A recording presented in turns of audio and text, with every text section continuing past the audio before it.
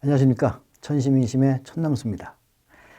사람들이 도저히 인정할 수 없는, 또 믿을 수 없는 어떤 상황에 직면했으면 어떤 태도를 취할까요? 심리학자들은 일단 현실을 부정한다고 합니다. 그럴 리가 없는데, 꿈을 꾸는 것 같다.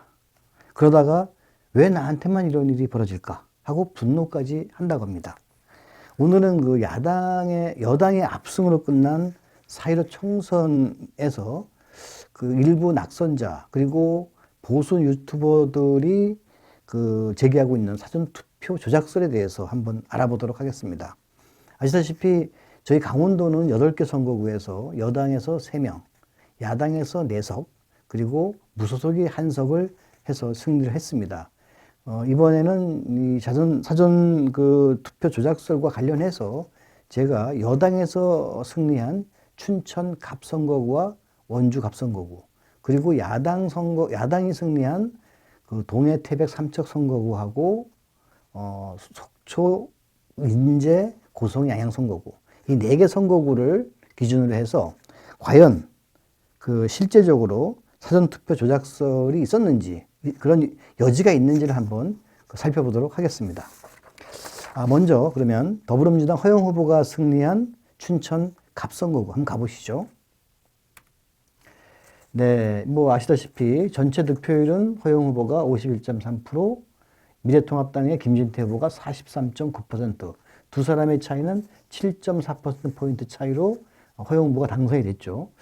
그런데 자세히 이쪽 표를 보시면 아시겠지만 사전투표를 보면 관외, 그러니까 춘천 외 지역에서 투표를 했는데 여기서는 허영 후보가 62.7%, 그리고 김진태 후보가 30.6%로 그 2배 이상 차이로 허영 후보가 앞섰습니다. 아마도 이 승리가 허영 후보의 당선을 가져온 원동력이 됐다고 볼 수가 있겠죠. 그리고 관내, 그러니까 춘천시 내의 사전투표에서는 허영 후보가 57.4%, 그리고 김진태 후보가 38.7%. 그래서 두 사람 간의 차이는 18.7%포인트입니다.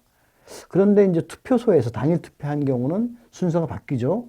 김진태 후보가 49%, 허영 후보가 46%로 두 사람 격차가 3%포인트 차이로 오히려 김진태 후보가 승리하는 것으로 이렇게 나왔습니다.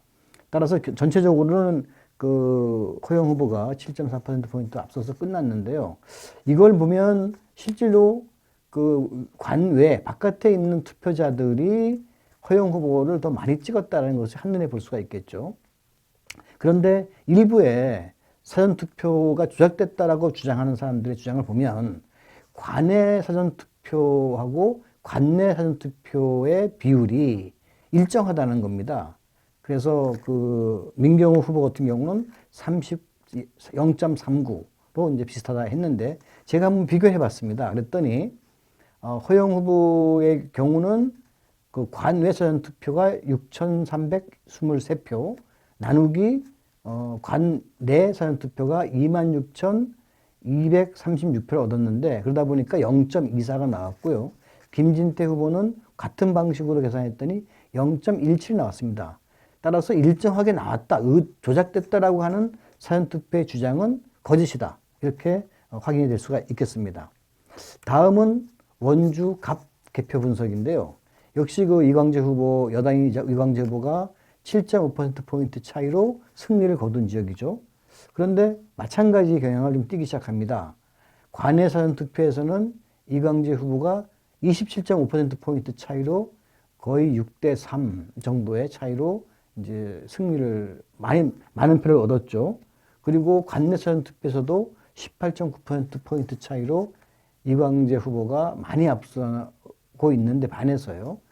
당일날 투표소 투표는 오히려 박정아 후보가 3.1%포인트 앞서는 것으로 나타났습니다. 이것을 봐서도 역시 춘천 갑선거구 마찬가지로 외곽에서 미리 사전 투표했던 유권자들이 주로 이광재 후보, 여당 후보에 많이 지지를 했다라는 점이 보여지는데, 역시 조작설을 주장하는 쪽에서 관외 투표와 간내 투표, 사전 투표의 비율이 일정하다라고 하는 걸 봤는데 실제 비교해 보니까 여기서도 이광재 후보는 0.29, 박정아 후보는 0.23. 따라서 이 분석 조작설도 잘못됐다라는 것이 여기서 이제 확인이 될 수 있겠죠.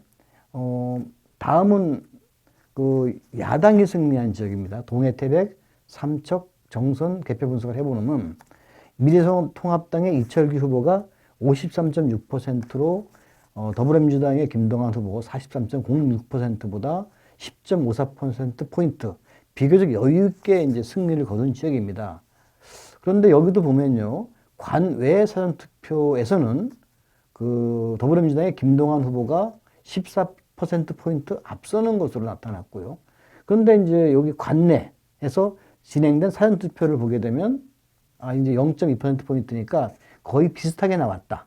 그리고 정작 투표 당일날 했던 투표에서는 59% 대 37.5%로 21.5%의 큰 격차를 벌리면서 그 이철규 후보가 승기를 잡게 됩니다. 이 마찬가지로 이것도 사전투표가 조작됐다고 주장하는 그런 근거로 제시하고 있는 관외 사전투표 대비 관내 사전투표가 일정하다라는 주장에 대해서 마찬가지로 저희가 계산을 해봤더니 김동완 후보는 관외에서는 5,331표, 31표, 그리고 관내 사전투표에서는 24,430표 얻어갖고 0.21이라는 수치가 나오고요. 같은 방식으로 이철규 후보는 0.16. 따라서 전혀 일정하다라고 하는 그런 주장에는 앞서 말씀드린 여당 승리 투표 선거구나, 야당 승리 선거구나 일정한 양식을 보이지 않고 다 다르다. 따라서 그들의 주장은 거짓이다라고 이제 결론을 내릴 수 있겠습니다. 마지막으로 한 군데만 더 보죠. 속초, 인제, 고성, 양양 선거구입니다. 여기도 아시다시피 그 미래통합당의 이양수 후보가 52.56% 득표로 그 더불어민주당의 이동규 후보를 8.37% 비교적 크게 앞서서 당선된 지역이죠. 그런데 관외 사전 투표를 보게 되면 그 이동규 후보가 54%, 이양수 후보가 40.7%, 13.3%포인트 정도 차이로 이제 이동규 후보가 앞서고요. 또 관내 사전 투표에서는 큰 차이는 아닙니다만 역시 3.1%포인트 차이로 이동규 후보가 앞서는 것으로 나옵니다. 그러나 투표 당일에 투표소에서 투표한 개표를 해보니까 이양수 후보죠. 당선된 이양수 후보가 57.9%로 39.1% 지지를 받은 데 그친 그 이동규 후보를 18.8%포인트 차이로 누릅니다. 따라서 전체 차이는 8.37%포인트입니다.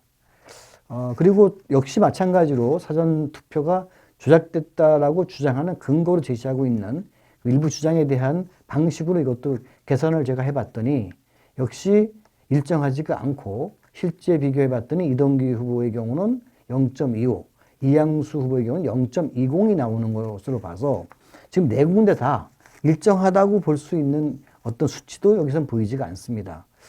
여기서 특징을 볼 수 있는 것은 사실은 관외 투표에서 그 젊은 층의 투표율이 높아지고 세대 간 지지율의 어떤 양극화 현상으로 인해서 더 많이 받은 층이고 당일 투표에서 어느 정도 따라가 비슷하거나 조금 지는 경우는 야당 후보가 관내 사전 투표에 다수표로 승리를 했고요. 그렇지 않은 경우는 이제 패배한 이런 야당이 승리한 그런 결론이 나왔다는 말씀을 드립니다. 그래서 실제로 이제 이렇기 때문에 그 젊은 층의 투표 참여가 많아서 관외 투표가 많은 그 투표에서 여당 지지성이 강하게 나타남으로써 이런 현상이 나타났다고 보는 것이 합리적인 분석이라고 볼 수 있는데 이것을 두고 사전투표 조작설을 제기하는 것은 한마디로 말씀드려서 말도 안 되는 가짜뉴스에 불과하다. 이렇게 말씀드릴 수 있겠습니다. 그렇다면 이 사람들이 이렇게 얘기하는 의도가 무엇일까요? 일부 낙선 후보의 경우는 그 어떤 이런 정치적 쟁점을 계속 확대해서 어떤 정치적 관심들을 좀 끌어보겠다. 이런 이제 의도가 좀 보이고요. 또 이것을 조작서를 확대 재생산하고 있는 일부 보수 유튜버들의 행태는 그야말로 그 조회수 늘리기 장사를 위한 것이 아니냐 하는 그 세간에 곱지 않은 시선이 있는 것도 사실입니다. 선거는 민주주의 꽃이라고 할 수 있습니다. 사실 그 보통 평등 선거를 위해서 그동안 숱한 희생을 치르면서 선거를 이제 우리가 지켜왔는데 이것을 왜곡하는 것은 바로 민주주의에 대한 도전이라고 볼 수가 있겠죠. 특히 그 유권자들의 신성한 선택 자체를 가지고서 이렇게 이의를 아주 근거 없는 걸 가지고 이의를 제기하는 것은 바로 유권자 선택에 대한 조롱이자 또 무력화다. 이렇게밖에 볼 수가 없다고 봅니다. 이 면에서는 선거관리위원회에서도 좀 더 강력하게 대응할 필요가 있겠다 생각이 들고요. 바로 이런 것들이 바로 민심을 올바로 받드는 길이 아닌가 이런 말씀을 드리면서 지금까지 천시민심의 천남수였습니다. 감사합니다.